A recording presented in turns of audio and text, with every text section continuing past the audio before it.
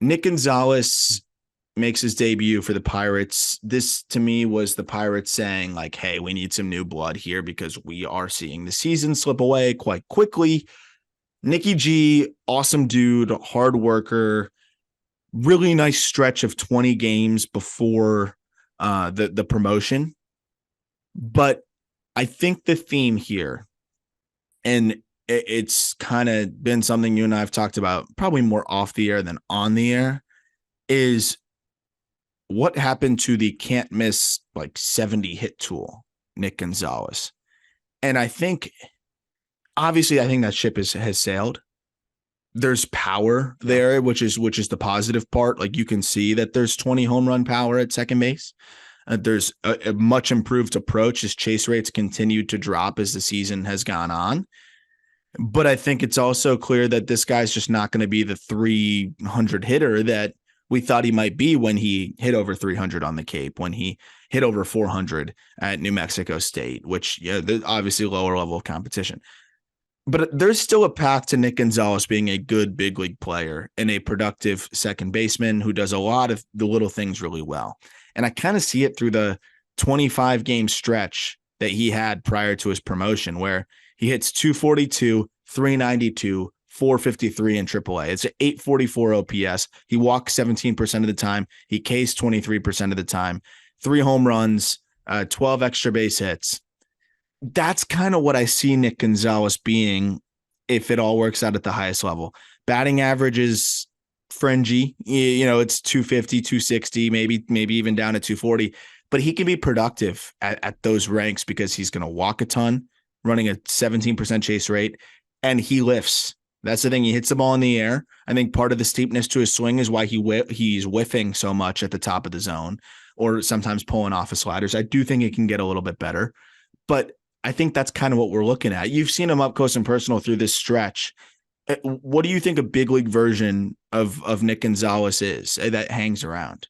Yeah, well, first and foremost, I think it's a really good big league second baseman defensively.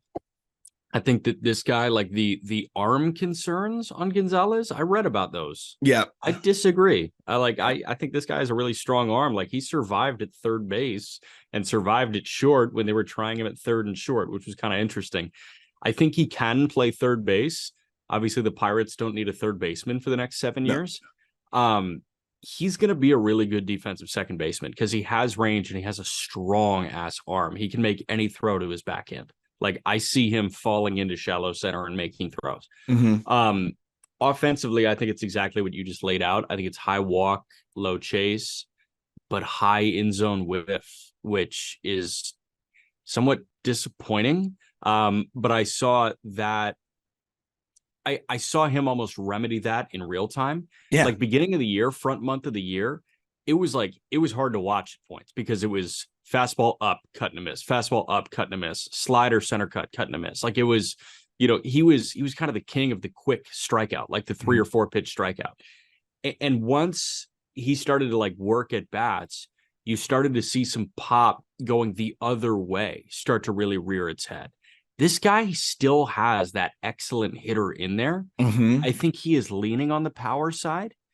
And it works, like it's worked at this point for him. But, we were dreaming on a guy that is like, yeah, can't miss hit tool. We were dreaming on a guy that can hit 300 with 20 pumps. Instead, he's probably transitioning into a 250 with 25 guy instead of a 300 with 20. Which I think you brought up an excellent point because you can see that adjustment and honestly props to him on that because one, you have to accept, okay, maybe I'm not the exact archetype that I thought I was going to be. And then 2, you got to figure out how do I adjust myself to still be a productive big leaguer and an impactful prospect while being, while acknowledging my weaknesses, I guess would be the best way to say it. Because again, through college, through the Cape, he hit everything. So there's no, what kind of hitter do I want to be? And where do I need to hedge weaknesses? And, do I need to worry about getting into my power and all those things? He didn't have to worry about anything. He just hit the ball every time. And sometimes it went over the wall and sometimes it went in the gap and sometimes it went up the middle. It didn't matter. It was always a hit. Yeah. You saw a guy here that said, okay, 75% zone contact. I better not chase at all. And Yep. he doesn't. And I better not get cheated when I connect. And he hasn't been. He's been hitting the ball in the air a ton. His hands are ferocious. That's They're why I think so there's still quick. room for more hit tool. Like I just there's got to be an adjustment there. The hands are crazy. That's what everyone has always loved is how Yeah. good those hands work. Yeah. I mean, you see it in real time, like the speed of the swing. Like it's hard to blink. And like you're gonna miss contact if you blink with Nick Yeah. Gonzales. Like his hands are that fast. So I think, okay, like adjust on the fly, go get that high pitch. When I think quick hands, I think contact hitters, right? Yeah. Like that's just not it. He's got quick hands. It's resulting in a ton of juice for a guy that's 5'9". So I don't know. Like, can you grab some of that hit tool back? I thought we were going to have him in Indy for a bit longer and he would continue to work on that because honestly, he was getting better and better by the Yeah. month. That's And the then they thing. make this bump up. Yeah. That's the thing. You saw the end zone whiff continuously dropping. And for a stretch of almost 15 games, we had him under 20% end zone whiff, like for the first time. So they could take that as we're excited about him. We're going to push him up. I agree. I would have liked to have seen him kind of continue to hone in on this because it looked like something clicked there. That's the one thing that's missing. And maybe it's hard for that to translate to the big leagues. And then that's the hard thing. Now he's going to go kind of back to fight or flight a little bit. So it'll be interesting to follow. But I still believe that there's a world where this guy can find a little bit more bat to ball. I do think he's going to be a good big leaguer, whether it takes some time or not.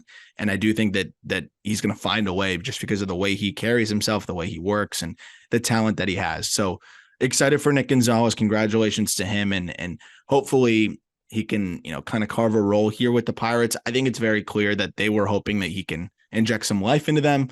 But I would have liked to have seen him kind of go up there in a calmer setting, in a position where we have maybe 100, 150 plate appearances of him tangibly looking different on the whiffs and stuff like that. But we'll see. I mean, I'm sure he's not complaining that he's up at the big league level. So it's exciting and hopefully he can get a fair amount of opportunity there.